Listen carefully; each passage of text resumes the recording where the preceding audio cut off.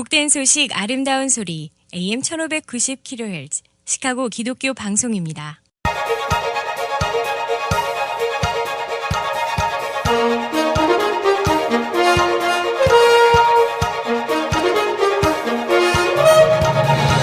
김정일 해설위원의 시사 해설. 세상을 넓게 봅니다. 삶의 지평이 넓어집니다.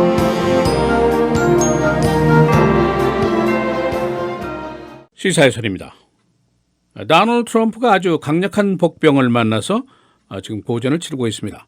바로 민주당 전당대 회장에 나타나서 미국 헌법 소책자를 들고 트럼프를 꾸짖던 바로 기제르 칸, 이 사람 때문입니다.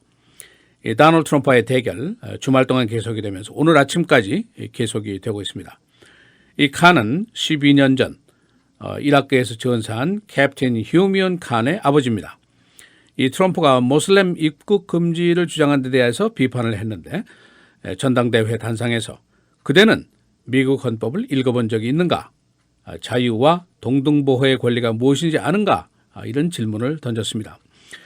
이 사건의 정치적인 파장이 커졌고 비단 모슬렘 아메리칸 차별 문제에서 더 나아가서 그동안 있어왔던 트럼프의 여성 비하, 멕시컨 비하, 이민자 공격, 장애자 공격에 대한 반격 작용으로 나타나고 있습니다.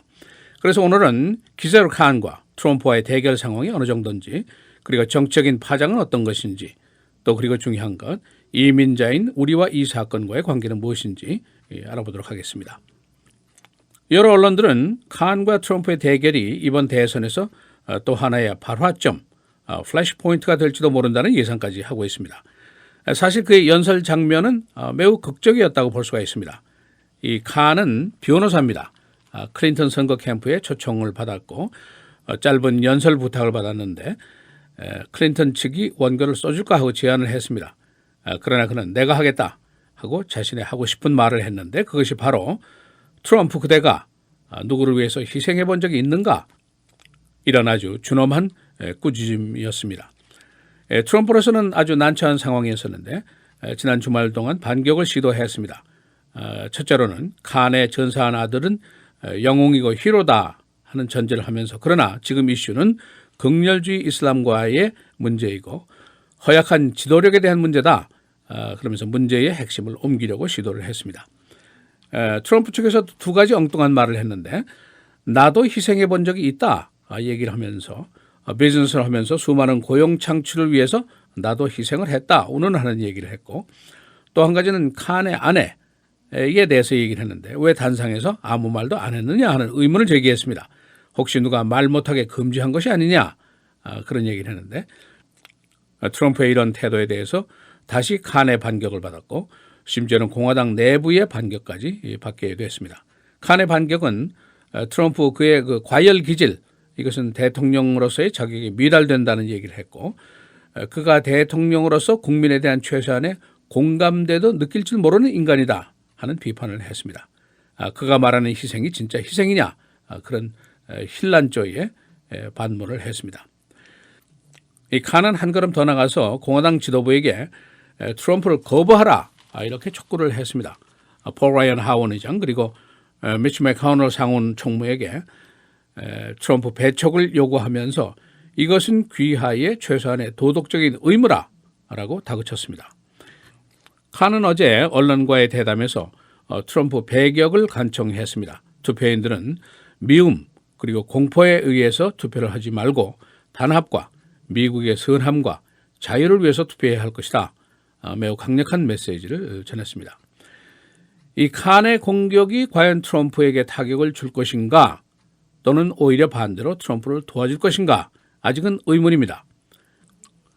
트럼프가 그동안에 장애인 기자를 흉내냈고 미국 출생한 제3세 연방 판사 멕시컨계 판사에 대해서 공격을 했고 그러나 당시에 대부분 그가 타격을 받을 것이다라고 예상을 했지만은 그러나 그는 건재했습니다. 그의 지지율은 오히려 그 이후에 상승일로에 놓여 있습니다. 오히려 그의 지지자들을 뭉치게 하는 효과가 있었지 않느냐 그런 판단까지 나오고 있습니다. 이 잠시 시선을 우리 자신에게 돌려보겠습니다. 여러분은 이 장면을 보면서 어떤 느낌을 받으셨는지요? 액센트 있는 영어를 하면서 소수계의 외모를 가진 사람이 민주당 전당대회 단상에 나서서 트럼프, 그대가 미국 헌법을 알아? 하고 꾸짖는 장면이었습니다. 이 장면이 과연 나와 무슨 관계가 있는 것인가 하는 의문을 가질 수가 있습니다. 트럼프가 지금까지 모슬렘, 흑인, 히스패닉, 여성, 장애자, 이민자 모두 공격을 했습니다. 그러나 아직도 에이시안에 대한 직접적인 공격의 기억은 없습니다. 그렇다면 트럼프가 에이시안 또는 코리안에 대해서 다른 소수계보다 더 잘났다고 생각을 하고 있는 것이냐, 그런 의문도 들 수 있습니다. 인종 문제에 대해서 좀 민감한 한 분이 계셨는데 아마 백인 극보수적인 사람들의 눈에는 우리가 흑인이나 히스패닉보다 더 경시 대상이 될지도 모른다. 왜? 영어도 우리는 잘 못하니까. 그런 얘기를 하는 것을 들은 적이 있습니다. 근본적인 문제는 누군가가 인종이라든가 민족, 성별 또는 이런 한 그룹을 집단적으로 배척하고 배격하는 생각을 가진다는 것, 이것은 매우 위험천만하다는 것을 우리가 압니다. 인류 역사가 이것을 여러 번 증명을 했습니다. 예를 들면 2차 대전 때 일본계 미국 시민들 집단 격리 수용을 당한 적이 있습니다. 당시 미국은 독일과도 전쟁을 했습니다만 독일계 격리는 하지 않았습니다. 동양 사람을 분명하게 차별한 것이죠. 더 나아가서 나치의 유태계 학살, 발칸반도의 인종청소, 그 좋은 예라고 볼 수가 있습니다. 지금 에이시안계가 무슨 범죄 문제라든가 테러 문제로부터 관계가 없다고 하더라도 에이시안은 역시 소수계, 비백인계의 소속이 됩니다. 고로 에이시안계도 이 이슈와 직접적인 관계가 있다고 볼 수가 있습니다. 우리 한인들에게 좀 특이한 생각이 있습니다. 명예 백인 의식이다. 그런 의식이 있다는 분석입니다. Honorary White Mentality, 그런 용어를 씁니다. 그러니까 우리 한인들이 유교적인 문화, 기독교적인 문화의 영향을 받고 또 우리끼리 끼리끼리 모여 살면서 회장님, 총장님 이렇게 하면서 사니까 이런 것을 잘 느끼지 못한다는 것이죠. 그래서 웰페어 타는 사람들을 경시한다든가 이웃의 가난한 커뮤니티를 깔본다든가 이런 의식이 있다는 것이죠. 그런데 이것이 착각일 수 있다. 그런 지적입니다. 아무리 돈이 많고 직업이 좋다고 하더라도 백인 보수계, 다시 말해서 1,300만 명 정도 되는 트럼프 지지자들의 눈에는 그 사람도 단순히 이민자, 단순히 동양 사람일 수가 있다. 그런 지적입니다. 과학적인 통계는 없습니다만 요즘 한인 사회 내에 트럼프 지지자가 꽤 많다 하는 이야기들이 나돌고 있습니다. 물론 이거 자연스러운 일입니다. 자신의 자유로운 의견을 가질 권리 또는 자신의 자유로운 의견을 선택할 권리가 누구에게나 있습니다. 이것을 부정할 사람은 아무도 없습니다. 그러나 조금 걱정되는 부분이 있습니다. 과연 이들이 의사를 결정할 당시에 지금 국론의 이슈들을 충분히 이해하고 한 것인가?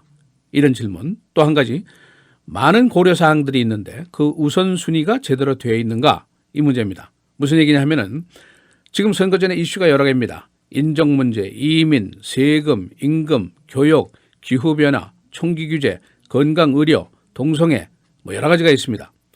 이런 이슈에 대한 이해 그리고 해당 후보자들의 의견이 무엇인지를 확실하게 이해하고 있는 것인가? 이것이 첫 번째 질문입니다. 두 번째는 우선순위를 제대로 깨닫고 있는 것인가? 그런 질문입니다. 내가 후보 선택을 하는데 그 후보하고 100% 의견에 동의할 수는 사실은 없습니다. 그러면 우선순위를 정해야 되겠죠. 선택의 기준이 뭐냐 하는 문제입니다. 복지 혜택의 남용이 나의 선택의 기준이냐, 동성애 합헌 판결이 나에게 중요한 것이냐, 최저임금 인상 여부냐, 아니면 인종차별이냐, 아니면 지도자의 품격이냐, 어떤 게 나의 선택의 기준의 우선순위냐, 이것을 정해야 된다는 것이죠. 저는 당연히 인종 문제가 최우선이 되어야 한다는 지적을 하고 싶습니다. 이것이 바로 우리 신분의 문제입니다. 그리고 우리 존재감의 문제고 이것이 헌법상의 우리의 보호 권리의 문제가 되기 때문입니다. 또 우리가 힘없는 소수이기 때문입니다. 다시 말하면 우리가 경제적으로, 정치적으로, 사회적으로 쉽게 피해의 대상이 될 수 있다. 차별의 대상이 될 수 있다는 그 점 때문입니다. 한 정치인이 에이시안, 그대들은 3등 시민이야 이렇게 생각을 하고 있는데 정작 내 자신은 나는 그래도 그대가 좋아요 이렇게 생각을 한다면 그건 굉장히 크게 손해를 보는 장사이겠죠. 또는 매우 바보스럽게 보이는 반응이라고도 볼 수가 있습니다. 시사해설 김정일입니다.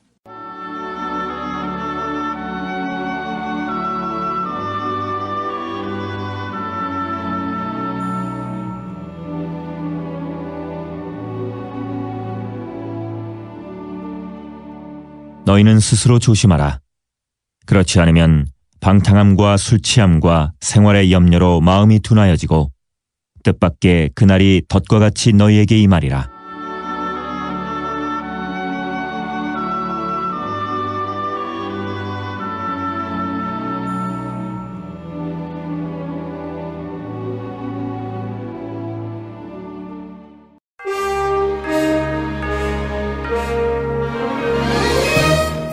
헤드라인 뉴스입니다.